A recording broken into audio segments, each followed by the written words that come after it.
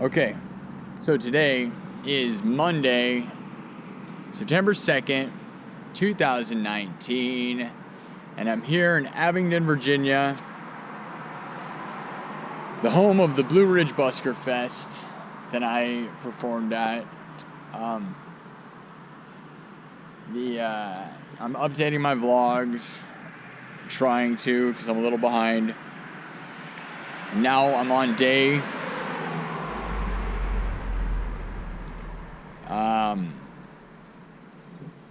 it's August 24th, 2019, the Saturday that I went to the Trans-Allegheny Lunatic Asylum in Weston. One of the most haunted places in the world, one of the most haunted asylums in the world, on many countdowns and by many paranormal people. It's considered one of the most haunted places in the world. And it's certainly menacing, and the architecture is gothic and beautiful. Kind of like this crazy church behind me here in Abingdon. Abington's very beautiful. So, we're losing light. This will be a really dark and weird one. I probably should go back to the park where you could see me. Doesn't really matter. Okay, so, I wake up. I eat breakfast at my Hampton Inn hotel that was really nice. That hotel had saltwater pools, by the way, a saltwater hot tub and a saltwater pool, which is absolutely amazing. I would recommend that. You float in it. It's so much fun. It's so good. So, you know, saltwater hot tubs and pools are the best. But that's a whole other thing. Anyways, I wake up, eat breakfast, and I head over there. And basically, when I showed up, I said, like, you know, the rule is to, you know, I made a new rule where it's like, I'm going to go on the tour of these places so I know the layout and I know the history. So before I film guitar inside of these haunted places, I'm going to have a good understanding of what's going on. But with this project, I was really nervous about finding out if they were going to let me film inside, you know, because that was such a big deal to me to be able to actually go inside of these places and film. And they, you know, only gave me permission to stand outside, so I was so nervous. I think I got a video of me standing out front before I went inside to go, like, I, you know, finally got the balls to go up to these people and ask them if they were going to reject me or whether they were going to actually allow me to go inside and record in this place that's so epic, and it costs a lot of money to typically get in there. I'm going to go dark a bit. You're not going to be able to see me worth the crap. You're going to see an outline. I may need to stay under some street lights so you actually see me, but yeah. So I finally got the balls to go in there, and I got all dressed up nice, you know, wearing all my black, so I look sort of respectable. And then yeah, so I walk in. I ask the lady at the front desk. I, you know, give her my spiel. I'm like, hi, I'm a musician from Iowa. I've been on the road recording acoustic guitar inside of some of the most haunted places in the world. And I just did the West Virginia Penitentiary. I did an ancient burial mound from 250 BC. I've done the Villisca Axe House. And I really want to do this place. And from the inside, this place looks cool. Greenway H-Brick building. So I tell her, and she's like, hold on, let me go get the manager. And so she goes and gets the manager, which, you know, I'd already given my spiel and I was already kind of nervous. So I end up, I'm waiting around, and then she goes and gets this little lady, and she's the nicest looking little lady. Okay, it's so funny. I'm so glad. I couldn't have gotten a better person to talk to in my whole life. If she wasn't there, her name was Gwen, okay? And she's the weekend manager, and if I didn't see that lady, this would not have been possible, I'm pretty sure. She was so nice. She totally understood. I told her my spiel again. You know, I was like, I'm here. I just want to record inside I didn't offer money, which I would have been willing to pay money to go inside, but they were crazy crowded. I made a bad decision by going on Saturday because Saturday is obviously going to be their most popular day, and it's going to be crowded. I don't know why I did that. Honestly, that was such a dumb move. I really regret that because if I would have chose a different day, it would have been quiet and there wouldn't have been people and it wouldn't have been chaos, and they probably would have given me a better shot at doing what I wanted. That's a screw up. I won't do that again. I knew going into it was a screw up, but I was kind of at the point where I just really wanted to try, you know. And who knows? If I would have came in, if I would have tried on Sunday, I would have had a better shot. Or if I would, you know, or Monday. Well, they were actually closed on Monday, and I didn't know that. But if I would have came back, you know, Monday, I would have been screwed. And maybe Tuesday, I would have been okay. I got screwed by getting to Weston on the weekend, you know, because you don't want to do this stuff on the weekend. You want to do it when there's nobody there, and you got like people to talk to, and there's no sound, and you're much more likely to get a good response, I think. Unless the manager would have been different. I don't know. I got lucky with the management, and who knows what the other management would have been like. Oh, by the way, fun fact, I ate at this place. This had amazing steak and potatoes. The potatoes were seasoned so amazing. Nice tiny little place here in Abingdon, Virginia. It's you know, like an artisan fancy juice bar. You can see the juice thing back there, the juice refrigerator, and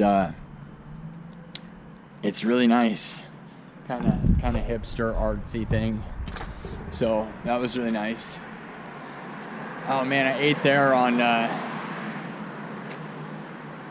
who knows, I'm terrible at my vlogging. I'm not doing details with a damn.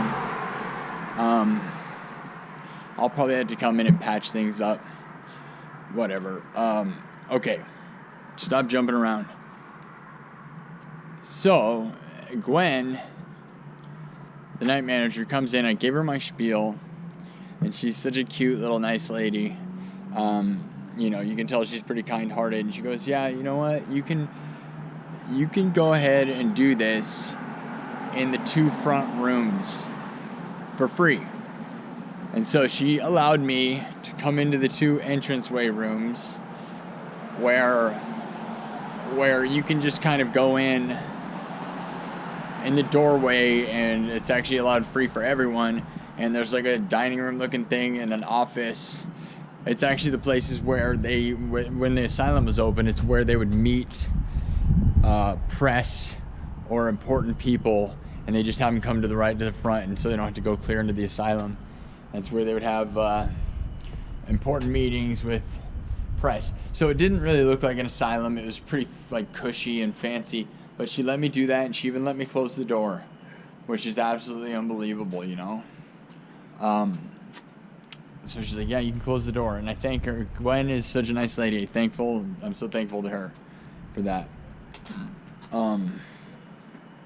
So went in there, recorded acoustic guitar in the one room that looked like an office room, and she let me do 2 rooms. So I did that room, did like 15 takes or something, and then by the way, behind me is the courthouse where I was performing at. But yeah, she let me I did like 15 takes in the one room, and then I walked into, you know, and then I moved all my equipment into the dining room, which was the problem is I couldn't close the door in that room, but and I really wanted to because everybody was loud in the hallway. Hey man, there's that dude again. Okay, but you know, the hallways were really loud, and so I didn't get to close the door like I wanted to, but you know, I set it up. It was like a dining room, and basically there's a movie theater on the other side of this dining room, and this was the problem, is that there were people free roaming, and because I couldn't close the door because it led to the theater, I had all this background noise and people walking through randomly, and I kind of felt like I was interrupting the flow of things, and I kind of knew that would happen at some of these locations I go to that are more popular. I mean, I'm lucky enough to even get inside of them to do anything, and so I'm trying not to be in the way, and I'm, you know, if they get in my way, well, I mean, I'm kind of interrupting what they're doing by being loud and playing guitar, so I'm trying not to, you know, be too invasive. So that's the courthouse that I'm playing at. I don't know, this isn't a very good lit spot. I'm gonna keep walking. I'm doing a bad job of like keeping on the point. I'm probably gonna walk back. God damn it. Okay. So, recorded in both rooms. Yeah, there were people walking through, which was kind of a bummer. It's kind of like that. It's a lot like that. It's a lot like that. Yep. That is one loud ass motorcycle. You can't even, you know what? When you can't even talk over a motorcycle when it's like a half mile away, for like 5 minutes, you know it's loud. Like, that guy's got to be deaf. I'm hoping he's wearing freaking earplugs. Yeah, the interruptions to my videos were a lot like that. Now we're in the area where no one's gonna be able to see me because it's really dark. I probably need to go back to the park because it's dark and you're not gonna be able to see a damn thing that I'm doing. Plus, I think this is the end of like the main town. Just gonna hop the street. All right. So, recording both those rooms, and those actually turned out pretty good. Like, you know, the footage should be okay. Like I said, it wasn't what I wanted. When I go to these places, the whole point is to capture the spirit of the place. Like, literally, right? Like spirits and haunted, right? But like the spirit and like the character and the, you know, the personality. What is an asylum, right? Like, or what is a hospital? What is an amusement park, or a, you know, what is a house, a farmhouse? You want to try to capture the epitome of that, along with like the history. There's a few ways of doing this in my mind. Okay, I'm probably gonna dive too deep into the theory on this, but we'll make this a long one. I don't care. The theories behind this for me are: you can either go to a place and record in a place that looks really scary, right? Like it can, and one thing is it can look scary. Look scary. It can, hold on. Try not to push the buttons on my phone. Problem is I'm trying to check the lighting on my phone, like this, so you can see me. Okay, so there's a few categories, and it's, does it look scary? Is it lit cool? Is it scary looking? And then there's, does it sound good? Is it acoustically awesome? Like, is it a tunnel, or is it a wood room, or like a metal jail cell, kind of like what I did at Moundsville, where there's just a metal box? Or did somebody die there? Was somebody actually killed there? Those are the factors I'm thinking and I look at and I think matter on this project. And the thing is, none of them usually coincide. There's either a couple of those factors combined, or just one. Usually you don't get all three, unless it's something like the hole that I did at Moundsville, where it's scary looking, it sounded pretty cool, and people died there. But there's, you know, different takes on choices to play at, and that's a hard thing to decide, but that's a whole nother thing. Anyways, so did those two rooms, and they said I could record outside, so I went ahead and went outside, and I went outside and I recorded in front of the place.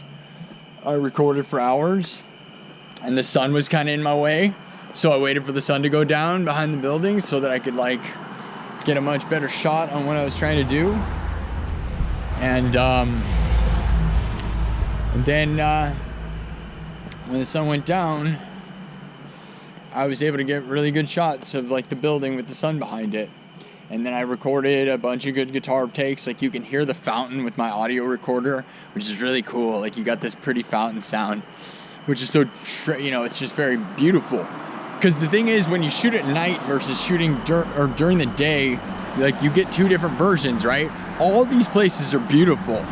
They're beautiful in their own way, especially during the day. During the day, these places are extremely beautiful.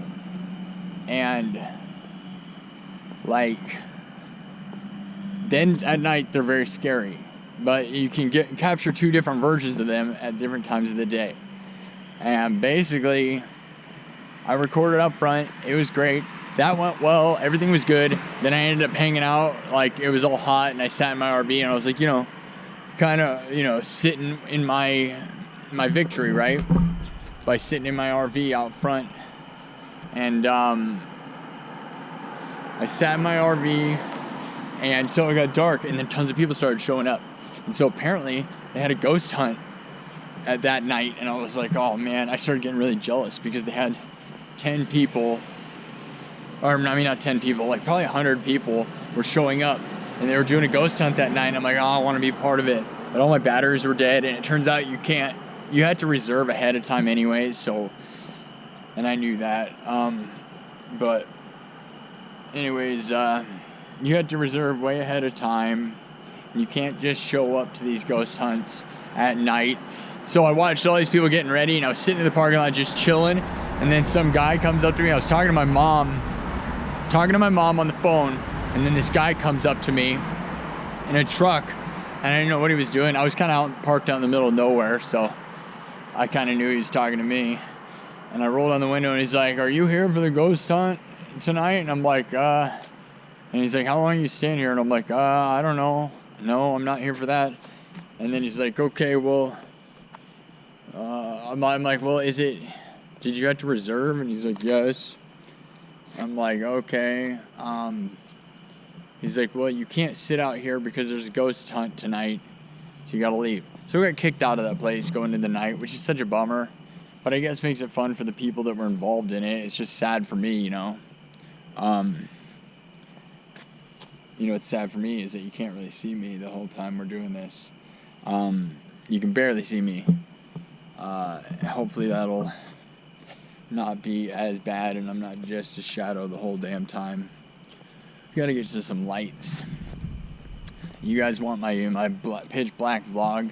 Maybe I'll update this. It's more about getting the information down than necessarily anything else. You know, you may not see my damn face all the time because GoPros don't work very good in the dark, unfortunately. Okay, so yeah, I got kicked out of that place. Then I went back to my hotel room, and I don't know if I got food. I think I went to Hardee's. Yeah, I went to Hardee's and got a bunch of little sliders, which were fantastic because I'd never had the sliders before. And yeah, that was pretty much my day at the asylum for that day. I went back to my room, swam in the pool, always swimming in the pools every night right before they close. Swam in the saltwater pool and the saltwater hot tub, and went to bed. So that was that. Now we're gonna do Sunday. Oh yeah.